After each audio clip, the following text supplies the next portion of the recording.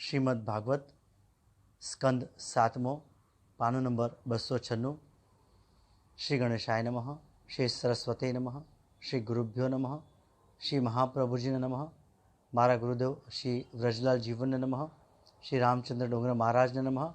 ओम नमो भगवते वासुदेवाय। श्री कृष्ण शरणम मम। पिताजी ने बहारगाम जवानुं थयुं एटले तेओ नामदेवने सेवानी रीत शीखवाड़े छे।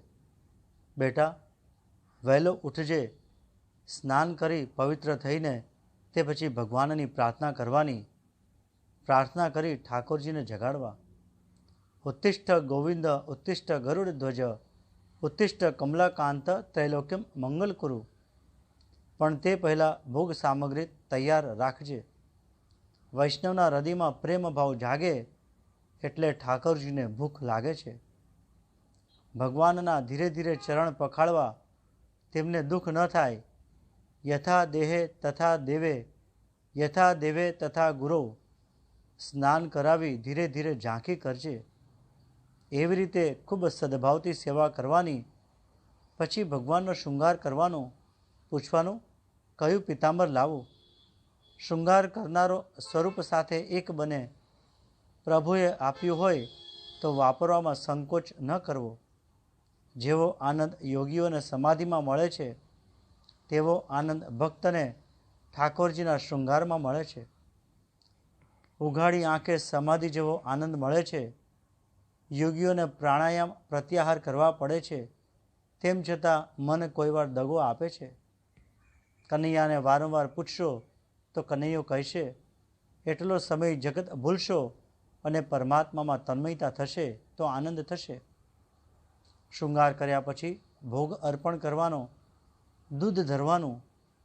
विठ्ठलनाथ शरमाळ छे। वारंवार प्रार्थना करीए पछी ठाकुरजी आरोगे छे। प्रार्थना करवी के नाथ तमने जरूर नथी पण आरोगो तेवी मारी भावना छे। अनेक वार प्रार्थना करीश तो ठाकुरजी दूध लेशे। सेवामां भक्तिमां प्रेम मुख्य छे। सेवा भावथी करजो। सेवा पछी प्रार्थना करवानी, नाथ अजामिल जेवानो उद्धार कर्यो तो मारो उद्धार शुं नहीं करो। आपे अजामिल जेवाना उपर कृपा करेली। नाथ हूँ अधम छूँ, पापी छूँ, पण अजामिल जेवो नथी तो मारा उपर कृपा नहीं करो। स्तुति पछी भगवान ने वंदन करवाना। स्तुति में काई भूल थई होय ते प्रणाम करवाथी परिपूर्ण बने छे। सेवानी समाप्ति में बाळकृष्ण ने साष्टांग प्रणाम करवाना। नामदेव निर्दोष बाळक हता। पिताजीए कहेली सर्व बात साची मानी लीधी। बाळक नानो हशे अने तेने समजाववामां आवशे तो मूर्ति में तेने भगवान देखाशे। बाळक मोटी उंमरनो थाय ते पछी तेने समजाववा जशो तो ते सामो दलीलो करशे। तेथी नानपणथी बाळकोमां भक्तिना संस्कार दृढ़ करजो। नामदेवना मन में ठसी गयुं के भगवान दूध पीशे। वात ठसी गई के परमात्मा जमे छे। भगत थवातुं नथी, भगत जन्मथी ज होय छे। भगत जन्मे छे। नामदेव बाल्यावस्थाथी ज भक्त हता। ते दिवसे रात्रे नामदेवने ऊँघ आवती नथी। सवारे ठाकोरजीनी सेवा मारे करवानी छे। प्रातः काल में 4 वागे बाळक उठ्यो छे। भगवानने प्रेमथी जगाड़े छे। भगवाननी सेवा बाळक थईने करजो। बाळक निर्दोष होय छे। निर्दोष थईने सेवा करजो। नामदेवे ठाकोरजीना चरण पखाड़ी सुंदर शणगार कर्यो छे। विठ्ठलनाथ प्रसन्न देखाय छे। घरना गरीब हता। तुलसी अने गुंजामाळा ठाकोरजीने प्रिय छे ते अर्पण करी छे। थोड़ुं आपो तो पण घणुं माने ए ईश्वर। घणुं आपो अने थोड़ुं माने ए जीव। ठाकोरजीने गोपी चंदननुं तिलक कर्युं। शृंगार थया पछी ठाकोरजीने भूख लागे छे। आपना हृदयमां प्रेम होय तो ते प्रेम ज मूर्तिमां जाय छे अने मूर्ति चेतन बने छे। प्रेम जड़ने चेतन बनावे छे। प्रेमथी जड़ चेतन अने चेतन जड़ बने छे। नामदेव दूध लई आव्यो। विठ्ठल तमे जगतने जमाडनारा छो, हूँ तमने शुं जमाड़ी शकूँ। तमारुं तमने अर्पण करूँ छूं। त्वदीयम वस्तु गोविंद तुभ्यमेव समर्पय। नामदेव वारंवार विठ्ठलनाथने मनावे छे। વિનવણીઓ કરે છે. નામદેવનો પ્રેમ જોઈ વિઠ્ઠલ પ્રસન્ન થયા છે, પણ વિઠ્ઠલ દૂધ પીતા નથી, કેવળ પ્રેમથી નામદેવને નિહાળે છે. નામદેવ કહે, હું બાળક છું, આજ સુધી સેવા ન કરી તેથી નારાજ થયા છો? દૂધ કેમ પીતા નથી? જલ્દી દૂધ પીઓ, તમને ભૂખ લાગી હશે. શું ખાંડ ઓછી પડે તેથી દૂધ નથી પીતા? નામદેવ ઘરમાં જે ખાંડ લઈ આવ્યો અને ફરીથી દૂધમાં ખાંડ પધરાવી. જીવ ઈશ્વરને મનાવતું નથી, તેથી પરમેશ્વર માનતા નથી. વિઠ્ઠલ, તમે દૂધ પીશો નહીં તો હું દૂધ પીવાનું છોડી દઈશ. તમે દૂધ નહીં પીવો તો તમારા આગળ માથું પછાડીશ. બાળક અતિશય વ્યાકુળ થયો છે. વિઠ્ઠલ, દૂધ પીવો નહીંતર મારા પિતા મને મારશે. બાળક જ્યાં માથું પછાડવા તૈયાર થયો તે જ સમયે પરમાત્માએ દૂધનો કટોરો ઉઠાવ્યો. મૂર્તિ આજે જડ નહીં પણ ચેતન બની છે. નામદેવના પ્રેમથી વિઠ્ઠલનાથ પણ ખુશ હતા. વિઠ્ઠલ દૂધ પીતા હતા. નામદેવને આનંદ થયો. આશા હતી વિઠ્ઠલનાથ થોડો પ્રસાદ આપશે. વિઠ્ઠલનાથ, તમને આજે શું થયું છે? તમે એકલા દૂધ પી જશો, મને દૂધ નહીં આપો? વિઠ્ઠલનાથે નામદેવને ગોદમાં લીધો. નામદેવે વિઠ્ઠલનાથને દૂધ પીવડાવ્યું અને વિઠ્ઠલનાથે નામદેવને દૂધ પાયું. આ પ્રમાણે સેવાનો ક્રમ બતાવ્યો. ભક્તિ, પ્રેમ અને સેવા વગર સફળ થતી નથી. આ પ્રેમમાં એવી શક્તિ છે કે નિષ્કામ સકામ બને છે, નિરાકાર સાકાર બને છે. ઈશ્વર સાથે ખૂબ પ્રેમ કરો. ઈશ્વર જીવ પાસે પ્રેમ માગે છે. પ્રેમ કરવા લાયક એક ઈશ્વર છે. સેવા કરતાં હૃદય પીગળે અને આંખમાંથી આંસુ નીકળે તો માનજો સેવા કરી છે. જ્ઞાનથી વસ્તુના સ્વરૂપનું યથાર્થ જ્ઞાન થાય છે, પરંતુ જ્ઞાનથી તે વસ્તુનું સ્વરૂપ બદલાતું નથી. ત્યારે ભક્તિ તે વસ્તુના સ્વરૂપનું પરિવર્તન કરવા એના માટે પણ શક્તિમાન છે. જડ મૂર્તિને ચેતન બનાવવાની શક્તિ પ્રેમમાં છે, ભક્તિમાં છે. બિંબને શણગારો તો પ્રતિબિંબ સુંદર લાગશે. ઈશ્વરને અર્પણ કરશો તો પ્રભુ અનંત ગણું બનાવીને પાછું આપે છે. દ્રૌપદીની પરમાત્માએ લાજ રાખી. પછી એકાંતમાં કૃષ્ણ દ્રૌપદી મળ્યા. દ્રૌપદીએ પ્રભુનો ઉપકાર માન્યો. પ્રભુ કહે છે, મેં કાંઈ ઉપકાર કર્યો નથી. આજે મેં તારું ઋણ ચૂકવ્યું છે. આજે હું તારા ઋણમાંથી મુક્ત થયો. દેવી, તું ભૂલી ગઈ છે પણ હું ભૂલ્યો નથી. તને યાદ નથી પણ મને યાદ છે. એકવાર મારી આંગળીને તે પાટો બાંધેલો. સર્વ રાણીઓ પાટો લેવા મહેલમાં દોડી, પણ તે તારી સુંદર સાડી ફાડી તુરંત પાટો બાંધ્યો. તે તારા પાટાના ધાગાની મેં ગણતરી કરેલી. પાટામાં 999 ધાગા હતા. ત્યારથી મેં વિચાર કર્યો, બહેનને 999 સાડી આપીશ. આજે તે તારા ઋણમાંથી મુક્ત થયો છું. જે ઈશ્વરને આપે છે તેને ઈશ્વર અનંત ગણું બનાવીને આપે છે. પરમાત્મા નિજ લાભથી પરિપૂર્ણ છે.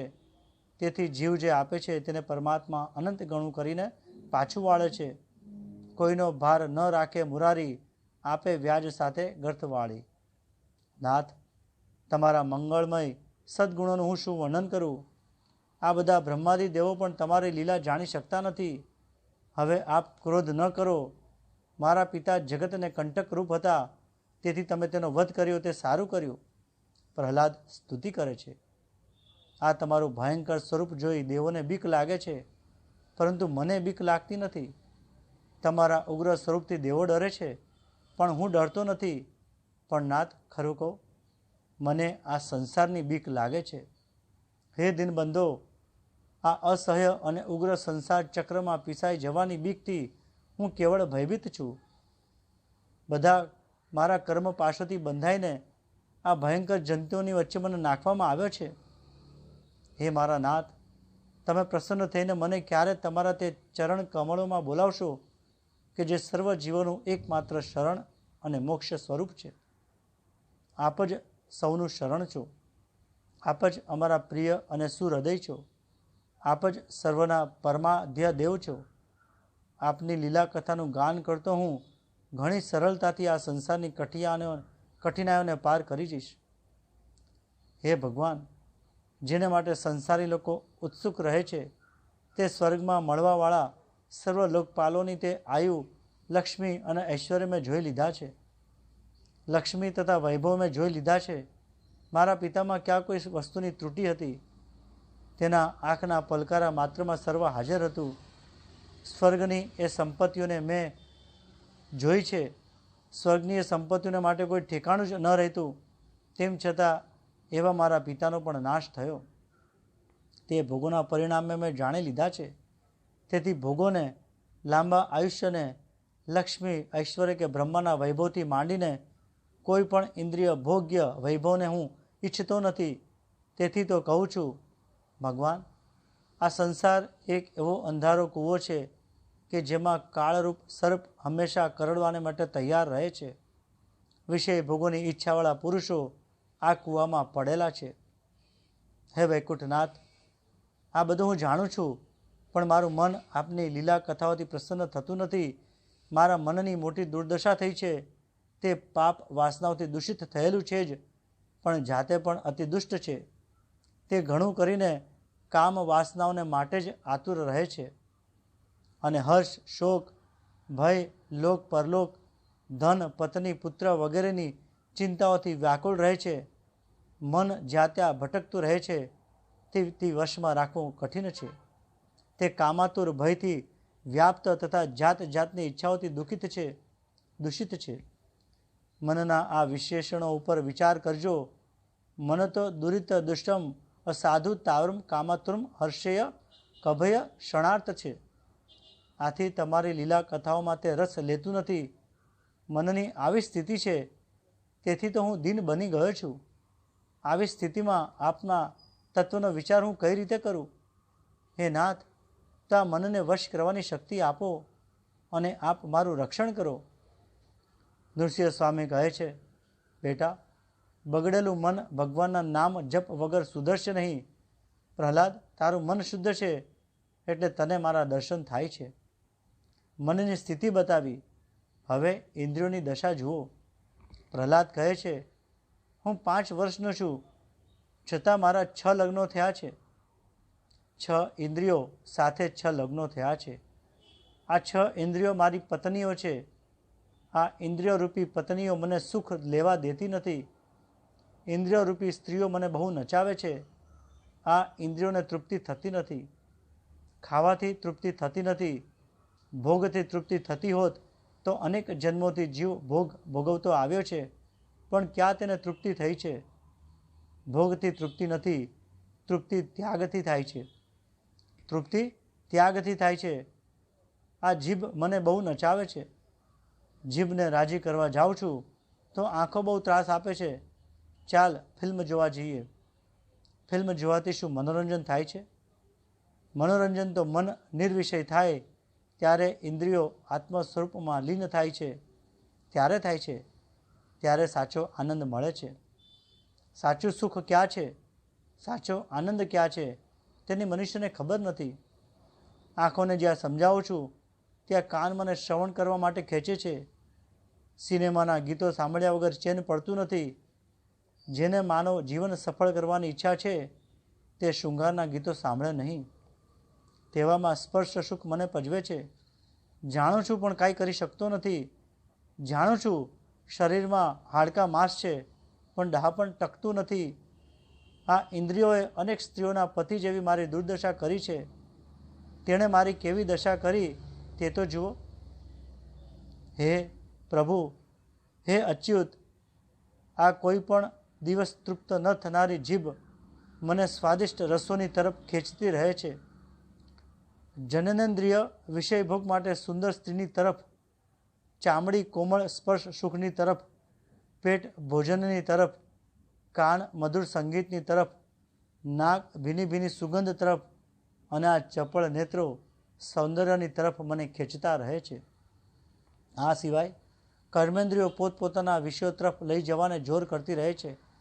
મારી તો એવી દશા છે જેવી કે એક પુરુષને અનેક સ્ત્રીઓ હોય અને તે દરેક તેને પોતપોતાના શયનગૃહમાં લઈ જવાને માટે ચારે તરફથી જાણે ઘસડતી ન હોય. એક દ્રષ્ટાંત છે. એક ચોર ચોરી કરવા ગયો. કોઈ સાહેબનું ઘર હતું.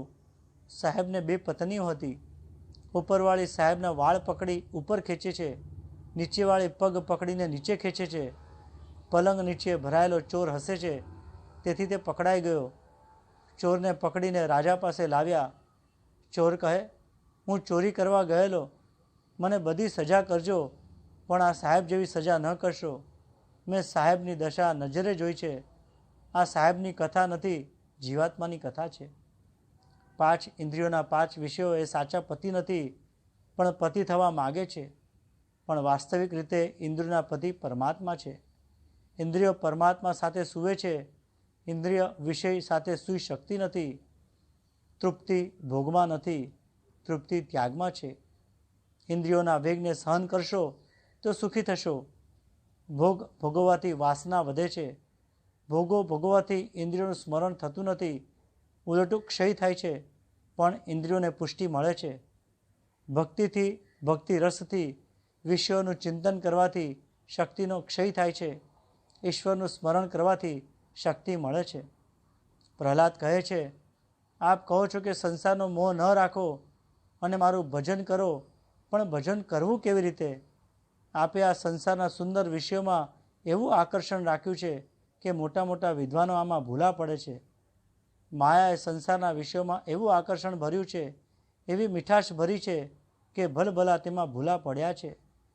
સંસારનું સુખ વિષ છે, તેમ છતાં અમૃત જેવું લાગે છે. સંસારના વિષયોમાં આવું આકર્ષણ રાખ્યું શા માટે? હે પ્રભુ, સંસારના વિષયોમાં આવું આકર્ષણ રાખ્યું છે શા માટે? હે નાથ, આ જગતમાં આવા સુંદર પદાર્થો તમે બનાવ્યા જ શા માટે કે જેથી ઇન્દ્રિયો લલચાય અને તેમાં ફસાય? નાથ, હું બાલક છું, મારી ભૂલ થાય તો ક્ષમા કરજો. પ્રહલાદે સહેજ ઠપકો આપ્યો. તમે આ જગત બહુ સુંદર બનાવ્યું, તેથી ઇન્દ્રિયોને મોહ થાય છે.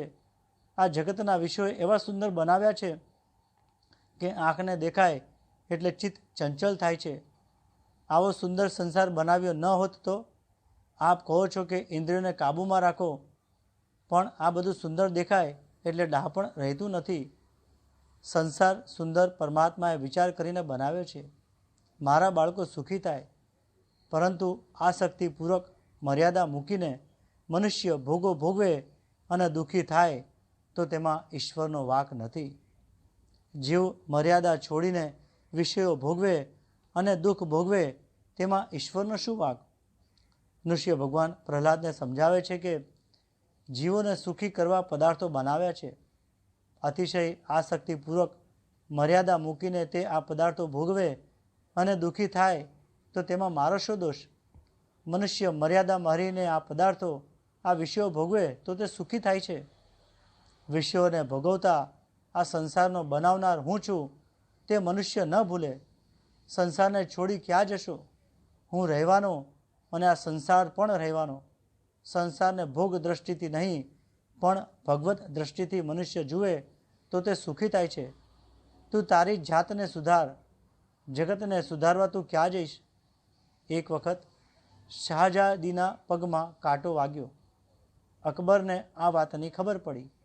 અકબરે બિરબલને બોલાવ્યો અને હુકમ કર્યો, મારા રાજ્યની તમામ જમીન ચામડાથી મઢાવી દો, એટલે મારી પુત્રીને ભવિષ્યમાં કાંટો ન વાગે. બિરબલ માથું ખંજવાળવા લાગ્યો. આખી પૃથ્વીને ચામડીથી મઢવા કેટલું ચામડું જોઈએ? તે લાવવું ક્યાંથી? આ રાજાઓને ઘણે ભાગે અક્કલ ઓછી હોય છે.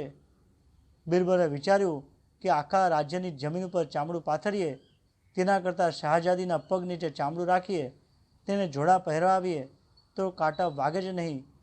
જગતમાં કાંટા તો રહેવાના જ છે. જેના પગમાં જોડા છે તેને કાંટા વાગતા નથી. વિવેકમાં રહી, મર્યાદામાં રહી મનુષ્ય સુખ ભોગવે તો તે સુખી થાય, પણ સુખ ભોગવવામાં વિવેક રહેતો નથી, એટલે મનુષ્ય દુઃખી થાય છે. અહીં આ કથાને વિરામ આપું છું. કૃષ્ણાર્પણ.